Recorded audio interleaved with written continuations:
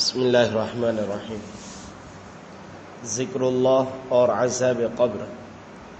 نبی اکرم صلی اللہ علیہ وسلم کا ارشاد ہے کہ اللہ کے ذکر سے بڑھ کر کسی آدمی کا کوئی عمل عذاب قبر سے زیادہ نجات دینے والا نہیں ہے۔ عذاب قبر کتنی سخت چیز ہے، اس سے وہی لوگ واقف ہیں جن کے سامنے وہ احادیث ہے جو عذاب قبر کے بارے میں وارد ہوئی ہے۔ حضرت عثمان رضی اللہ تعالیٰ عنہ جب کسی قبر پر تشریف لے جاتے تو اس قدر روتے کہ داڑھی مبارک تر ہو جاتی۔ کسی نے پوچھا کہ آپ جنت کے دوزخ کے ذکر سے ایسا نہیں روتے جیسا کہ قبر کے سامنے آ جانے سے روتے ہیں؟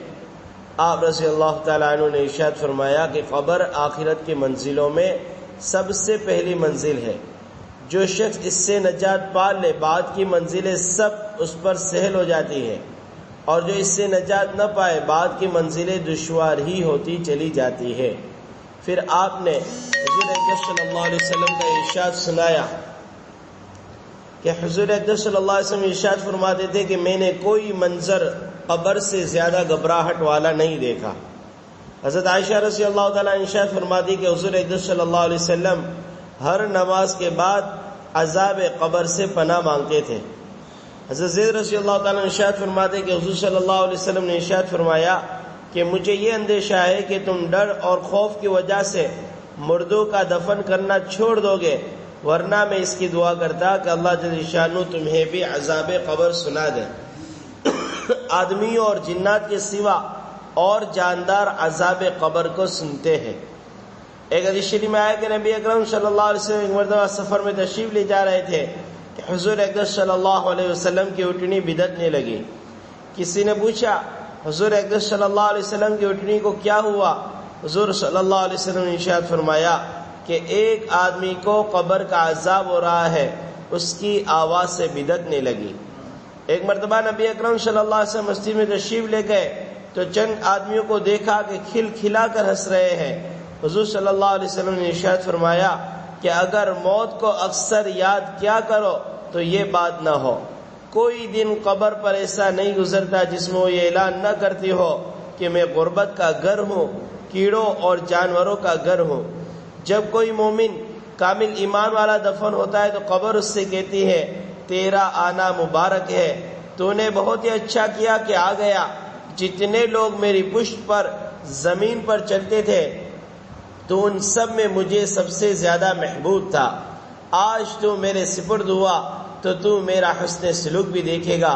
اس کے بعد وہ اس قدر وسیع ہو جاتی ہے کہ منتہا نظر تک کھل جاتی ہے، اور جنت کا ایک دروازہ اس میں کھل جاتا ہے جس سے وہاں کی ہوائیں خوشبوئیں پہنچتی رہتی ہیں۔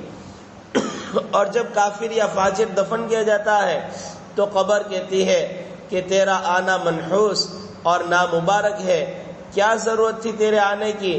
جتنے آدمی میرے پشت پر چلتے تھے سب میں زیادہ بغض مجھے تجھ سے تھا، آج تو میرے سپرد ہوا تو میرا معاملہ بھی دیکھے گا۔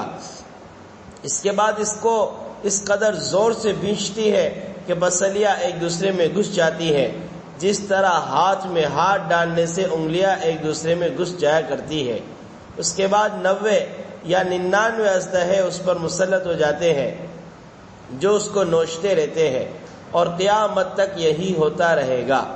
حضور صلی اللہ علیہ وسلم فرماتے کہ اگر ایک اژدہا ان میں سے زمین پر پھنکار مار دے تو قیامت تک زمین میں گھاس نہ اگے۔ اس کے بعد حضور صلی اللہ علیہ وسلم نے ارشاد فرمایا کہ قبر یا جنت کا ایک باغ ہے یا جہنم کا ایک گڑھا۔ ایک حدیث شریف میں آیا ہے کہ نبی اکرم صلی اللہ علیہ وسلم کا 2 قبروں پر کو گزر ہوا، ارشاد فرمایا کہ ان دونوں کو عذاب قبر ہو رہا ہے، ایک کو چگل خوری کے جرم میں، دوسرے کو پیشاب کی احتیاط نہ کرنے میں کہ بدن کو پیشاب کی چھینٹوں سے نہ بچاتا تھا۔ ہمارے کتنے مہذب لوگ ہیں جو استنجے کو عیب سمجھتے ہیں، اس کا مذاق اڑاتے ہیں۔ علماء کرام نے پیشاب سے نہ بچنا گناہ کبیرہ بتایا ہے۔ ابن حجر مکی رحمۃ اللہ نے لکھا ہے کہ صحیح روایت میں آیا ہے کہ اکثر عذاب قبر پیشاب کی وجہ سے ہوتا ہے۔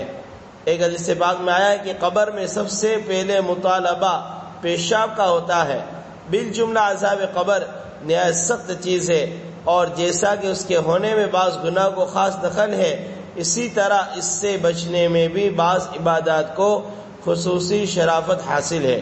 چنانچہ متعدد روایات میں احادیث میں آیا ہے کہ سورہ تبارک الذی کا ہر رات کو پڑھتے رہنا عذاب قبر سے نجات کا سبب ہے، اور عذاب جہنم سے بھی حفاظت کا سبب ہے، اور اللہ کے ذکر کے بارے میں تو حدیث بالا ہے ہی۔ سبحان اللہ۔